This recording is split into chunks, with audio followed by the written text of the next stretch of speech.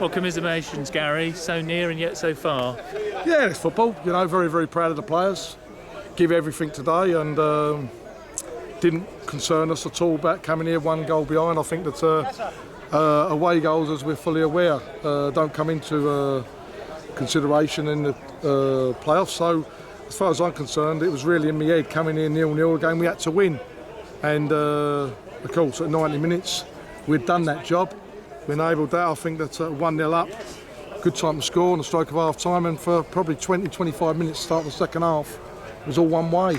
I think that we had Farnborough Pen back in their half. They looked like they were very, very flat, and we got round the back there, and I think the big crucial point at that time in the game was when Craig Dobson had the shot kicked off the line.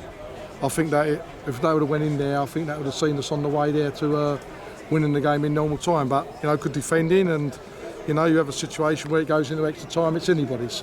You know, I felt that we struggled a little bit in respect of 1 or 2 players carrying knocks over the last few weeks, and it told a little bit, and they got back in the game, and then we rang on the last 10 minutes of normal time. And, you know, great credit to the players. They've gone to extra time. It's a wonderful strike what's won the game. They've got some good players here, no doubt about that. They've done very, very well. But, you know, I think that we've got a situation now that over the 3.5 months that me and Steve Thompson have been together at the football club, we've fetched a lot of belief to the football club, a lot of positives on and off the field, and really enjoyed working with everyone. You know, really enjoyed working with everyone in respect of, you know, the players have given us everything, the supporters have given us everything, and it's nice to see that at a football club where it's a football club with a lot of tradition, which has basically been, with a great respect to previous teams and previous managements, underachieving. I think that we've got something to build with some young players at the football club, and hopefully the best brand we can, you know, deliver has got to be on the football field with everyone working together. And I know that's going on around the football club to make everything available to try and get our strongest team out there, and that shows, you know, the depth and the positives at the football club now. And just going back to that time after half time, obviously we got parity just before when Elvis scored.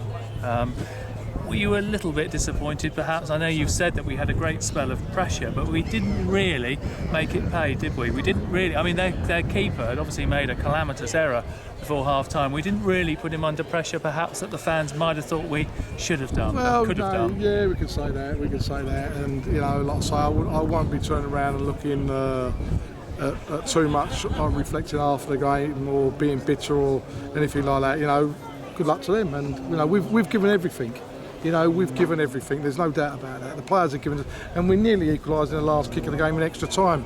Good shot from Alan Inns, I think it was. The goalkeeper's made a good save, being fair to him. You know, he was someone we were going to work on. He's made an important save there, and I think he looked like Ola, who had the chance, and it's just gone agonising, you know, inches wide the other side post. That, you know, that's how close and far the dividing line can be, where you can be and where you're building to going forward. But, you know, I was desperate, and I know the players were, to get to the final and, you know, hopefully move on quicker than anybody probably could have expected, the way we've done since we've been at the club.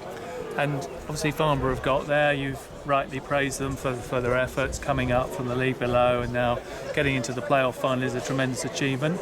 Who's your money on, though? Being fair, I don't want to get involved in that. Like, you know, at the end of the day, I don't want to get involved in that. At the end of the day, that's not my, you know, situation or position to get involved in. All I would try and say is that we've got something to build with going forward, and I've got to look after our football club's interests, and that's all I want to look after. You know, I don't need to be finding myself drawn into this or drawn into that. But one thing's for sure, I think everybody knows that we're going to be very positive next season. And I'm fully aware that things are very, very hard at the football club, our club and every football club. But, you know, long as we have a situation, and I know that's going to be the case, I've worked with a board of directors with Steve Thompson that, you know, whatever our situation is financially, me and Steve Thompson will do our best, utmost for the club, because they've been honest. you know, that's all we want now. It's very, very important to me. I've had a 2.5 year break. It's a long time out of the game. I don't regret it. I needed the break, but I see certain things on the other side of the game which I didn't like. That's why I walked away from the game and the way I felt like I was treated. And I don't want to be part of them kind of things. But what I have turned around and done is found a new lease of life with a football club. I like to think going forward with honesty. And that's all I want to do, like, you know, at the end of the day, have that. And I'll say, I think that I'm a very lucky man to turn around and find that. And I've managed some good non-league clubs in my career. And, you know, I think the buzz is back now for next season to turn around, irrespective of, you know, what people away from our football club think about what we do or what we won't do. We've got some very, very good young players at this football club now. And I'm hoping that they want to be part of taking Woking in the right direction. And I know it's difficult now to talk about next season, but what are your sort of plans, Gary? Do you sort of take a bit of time out now for a couple of weeks and then start sitting down with Steve Thompson and preparing for next season? How does it pan out? I think that number one thing is you know, this game was today really, and we have to clear our heads a little bit, and you know, I have to have a chat with directors and the chairman.